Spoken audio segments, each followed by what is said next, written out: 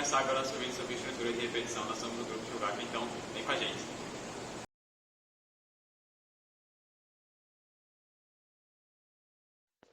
Então, pessoal, a gente vai começar a explicar agora sobre a estrutura de repetição for. Então, o que seria o for? Ele é um dos laços de repetição que vai ser utilizado quando tiver um começo bem definido e um final também bem definido. Olhando para a imagem do lado direito, a gente vai ver que tem uma função principal. Dentro dessa função, a gente declara uma variável i igual a ela a zero e logo após ela tem um for. Como é que vai funcionar esse for?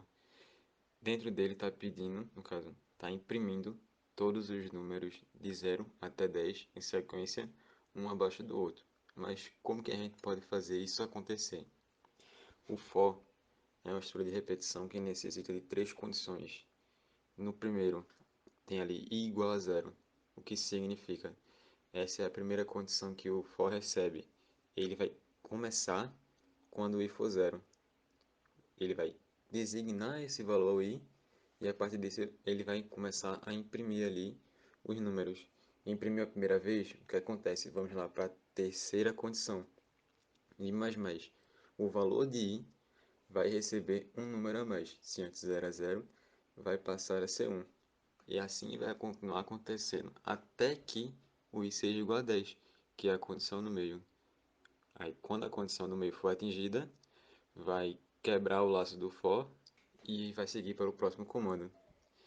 Então, recapitulando, a primeira condição é a condição inicial, a segunda condição do meio é a condição final e a terceira condição é o acréscimo geralmente na variável. Pode ser um acréscimo, pode ser uma subtração, pode ser alguma operação matemática. Olhando agora para o lado esquerdo, a gente vai ter o fluxograma da estrutura de repetição for. Nós temos ali início, condição, verdade, que processo, e fim, que seria falso. O que é que acontece? O for vai ser inicializado. Nesse início vai verificar a condição.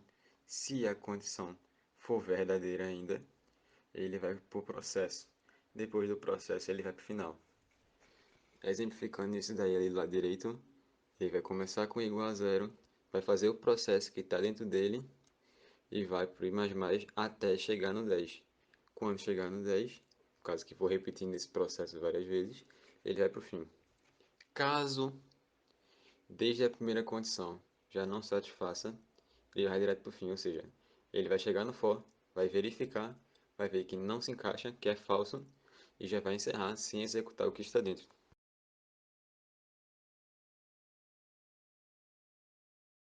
Agora eu vou falar do while. O while é um loop que ele avalia a condição primeiro e logo após ele realiza um determinado bloco de código, como está no exemplo ao lado. Ele é um loop que, diferentemente do for, ele, dentro da condição de existência dele, ele não tem o aumento diretamente ali. Então, o while, dentro dos parênteses do while, só vão apenas o limite. Então, até que a expressão seja falsa. Seria como um if. Seria exatamente isso daí, porque nós utilizaríamos uma comparação. Caso aquilo seja verdadeiro, o while continua. No momento que aquilo for falso, o while termina, ele vai quebrar. E a condição de crescimento desse while, ele vai estar dentro do bloco de código dele. A condição de crescimento, ou então a condição de existência. Lá dentro, por exemplo, se eu quiser fazer uma contagem de 1 a 5, seria a condição de crescimento até que while x menor do que 5, no caso, contagem de até 4. E dentro do while seria x mais mais. Então, a condição, o bloco de código seria x mais mais, e a verificação dentro do while, a condição de existência, seria x menor do que 5, com contagem até 4. Esse while a gente pode ser muito utilizado também para momentos que nós queremos, por exemplo, eu tenho uma lista. Nessa lista nesse momento eu quero chegar no final da lista. Eu não sei se está no início, eu não sei em que momento em que pedaço eu estou da lista, mas eu quero chegar no final. Então eu vou fazer esse meu ponteiro andar até que ele esteja no final. Então a condição do while, enquanto o ponteiro for diferente do final. Aí ele vai lá, ele vai andar até ser diferente. Caso já de início ele seja igual ao final, então o nosso while ele nem roda, porque a comparação lá da condição de existência dele vai dar como falso. Então ele já segue o código.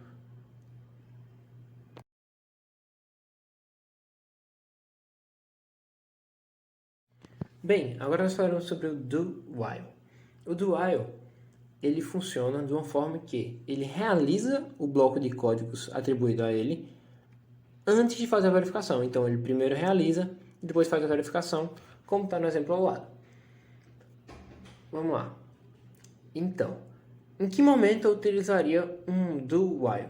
Um do while ser utilizado, por exemplo, em um momento que eu quisesse fazer um loop que dependesse de uma entrada de dado de um usuário. Como exemplo, se eu fosse usar um while, num caso desses, eu teria que chamar um bloco de código, a entrada de teclado, vamos dizer que a gente estaria utilizando a entrada de teclado, antes do while, traria o while e teria que repetir essa mesma linha dentro do while, da mesma entrada de teclado dentro do while, para que atualizasse e ele conferisse e saísse. Tudo bem, nessa visão nós teríamos uma linha duplicada. Porém, vamos dizer que fosse um código de 500 linhas, que eu precisasse rodasse e o while dependesse disso. Então, ocuparia tanto processamento quanto espaço de tela. Estaria rodando fazendo o mesmo processo duas vezes. No caso do while, ele resolveria esse problema. Por quê? Ele realizaria aquele processo pelo menos uma vez e logo após ele iria verificar, fazendo com que eu não precisasse dessa duplicidade, não precisasse repetir esse mesmo código, poupando espaço e tela e poupando o processamento do computador. Outro exemplo de utilidades do while seria, por exemplo, no menu de um jogo. Por quê? No menu de um jogo, num jogo no geral, eu teria que primeiro trazer o menu e depois verificar caso o player continue ou então para onde ele vai. Porém, caso eu utilize um while, eu teria que fazer todo o código do menu antes, depois o while e chamar o mesmo menu depois. Já com o do while não, eu chamaria só dentro e teria o while, no caso a condição, a verificação, apenas após esse bloco de código, onde ele rodaria no mínimo uma vez para o caso que precisasse. Resumindo agora, o while. Assim como o for, nós colocamos o mesmo código, só que como se o código fosse feito na estrutura do while. O que acontece? O while sempre vai verificar a condição antes de executar o que está dentro dele. A gente tem a função principal, declaramos uma variável i, sendo ela 0, recebendo o valor 0. Vamos para o while. O while vai verificar se a variável i é menor ou igual a 10. Ela é menor ou igual a 10 porque ela foi inicializada como 0. Vai rodar todo o conteúdo dentro do while. E para o while não ficar rodando em um loop infinito, para ele quebrar depois, quando a condição for falsa, nós colocamos o i++, ou seja, a cada execução do while, cada repetição, ele está crescendo, aumentando em um valor a variável i. Ou seja, se antes estava 0, vai ficar 0 mais 1, 1. Vai sempre aumentar o valor. Resumindo agora o que foi dito sobre o do while, justamente no mesmo exemplo que o while e o for, nós temos uma variável i igual a 0 e logo após isso nós vamos ter uma função do while. O que acontece? Diferentemente do while, a função do while vai primeiro executar uma vez para depois verificar a condição. Então o que acontece? Assim que chegar no do, ela vai imprimir o 0, depois vai somar um valor E aí sim ela vai verificar a condição. Se continuar dentro da condição, ela vai executar de novo. E assim sucessivamente, vai continuar executando, executando, até que o valor da variável i seja maior do que 10. Quando for maior do que 10, o laço vai ser quebrado e vai ir para a próxima função. Bom pessoal, esse aí foi o vídeo. Espero que vocês tenham gostado e até um próximo encontro.